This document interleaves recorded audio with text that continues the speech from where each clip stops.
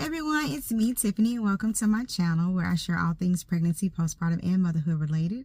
I am a certified birth and postpartum doula, so that means that I support women and their families on their journey from conception to postpartum. If you had not had a chance yet, please check out my website at www.nurturebytiff.com, where you can check out my doula services, childbirth education courses, and you can check out my blogs. So I have been extremely busy, and it's for a good cause. So I have had the wonderful opportunity to join a collective here where I live, where I've been surrounded by amazing women who have been helping me perfect my craft at being a doula, which also means that I have had the opportunity to receive more clients. So I've had an influx of clients, and that has kept me extremely busy. I've had nights with no sleep. It's been really good. I'm really excited, really grateful for it. Today I wanted to get on here and just talk to you all really quickly about pre-eclampsia. And that is when your blood pressure is high during pregnancy. Your blood pressure is abnormally high. So let me back up. So let me be clear. There are different types of high blood pressure, like during pregnancy. So you can have chronic hypertension, which you can have hypertension before pregnancy that goes over into pregnancy. Then you can have gestational hypertension, which you develop high blood pressure during pregnancy. Typically, I think that's around like your 20 week mark or the 5-month mark. And that is also when something else develops called pre-eclampsia. Now, the reason why I feel like it's important to talk about this is because although they say it's very rare, which I hate that they say that, because it's not. Like, I know so many people, including myself, who have had to deal with preeclampsia and eclampsia during pregnancy, but yet and still statistics say that it only affects only 4% of pregnancies. And I'm like, what 4%? Are you getting like eight people together in a room? And just like 4 people are raising their hands. Like, I mean, I don't know how stats and like stuff like that work, but I don't feel like they're really doing the statistical data and research that they should be doing, because it's like, it's not rare. It's more and more common. I just recently had a client who has had to deal with this. Like, this is her second time having to deal with this. Her first pregnancy, she ended up having to deliver early at 24 weeks. And now she ended up having to have an emergency C-section this time around as well. So I'm just like, how is it rare? I'm so confused. My real issue with the fact, not only is that they're saying that it is rare, another issue that I'm having with it is that there are not being conversations held between providers and their patients about pre-eclampsia during pregnancy. The only time that pre-eclampsia comes up is when they think that you may have it. So say, for instance, you are going to your doctor's appointments and you show up and your blood pressure's up. Let's monitor you. Let's check to see if you have any protein in your urine. You know, if you have protein, like excess amounts of protein in your urine, that means that your kidneys are not functioning like they should. Okay. But I've had clients, I've had their mothers, I've had their support people say, no one ever told us about this. No one ever told us that this is something that we should look out for.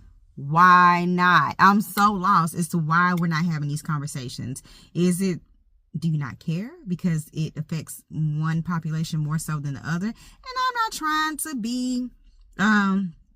trying to throw, shade at people or whatever, but I mean, let's be real. This is something that typically does affect African American women, and we do know that Black women are more likely to die during birth and after, birth or during pregnancy and things like that. And I'm just starting to wonder, is this the reason why we're not having these conversations? Anywho, I also know that providers feel away. Now,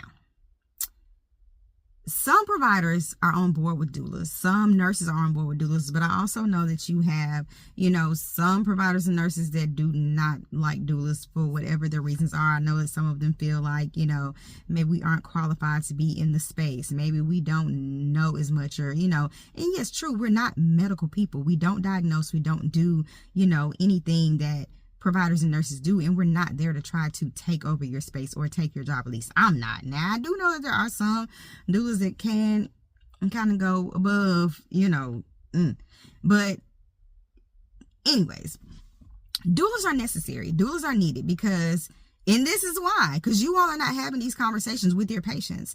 All of my patients, I make sure when my patients, clients, patients, and whenever I meet them, I make sure, let's talk about previous pregnancies. Let's talk about possible complications. Let's talk about, your fears surrounding birth. Let's talk about your support team. Like, these are things and conversations that are very important, very key that you need to have. I also feel like at each prenatal visit that a patient goes to, your provider needs to be talking to you whether you're at risk or not for it. It should not matter whether you're at risk. These should be conversations that you should be having. And I don't feel like these are conversations that are being had.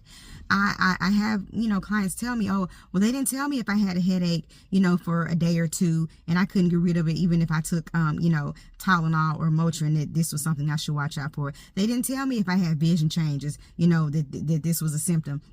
They didn't tell me that swelling in my feet, swelling in my hands, side pain. They did not tell me that these are things that I should watch out for, so I didn't know. Why? Why not? Pre-eclampsia is so serious. It is so dangerous. Mothers are dying. Babies are dying as a result of them honestly not knowing what the signs and symptoms are. Thank goodness that my client, unfortunately she had experienced it before, but she was like, you know what, something's not right. Let me go to the hospital, and she got there and they took care of her. But I mean, imagine if she would have waited. Imagine if she was just like, oh, maybe my headache will go away, or, whatever the case may be.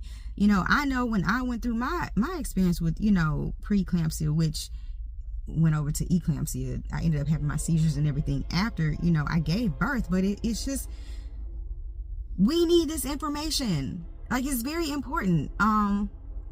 It's very important, y'all. I don't care, how rare you think it is. And if it's not important to you, that's fine. But you should respect your clients and your patients enough to have these discussions and let them know different things that they need to look out for while they're pregnant. Your body is doing so much, during pregnancy. And there are certain things that can arise, certain things that you need to know about, and you need to be, clear on. You need to know when to reach out to your provider. Even if when you do reach out, you find out it's nothing, it's rather to be, it's better to be safe than sorry. But yeah, I just wanted to get out here and just kind of talk to you a little bit about preeclampsia, the signs, the symptoms, things to kind of look out for, because these aren't conversations that are being had. So I wanted to start the conversation. Anywho, I'm gonna jump off here. I thank you so much. Always thank you so much for watching, and I'll catch you on the next one.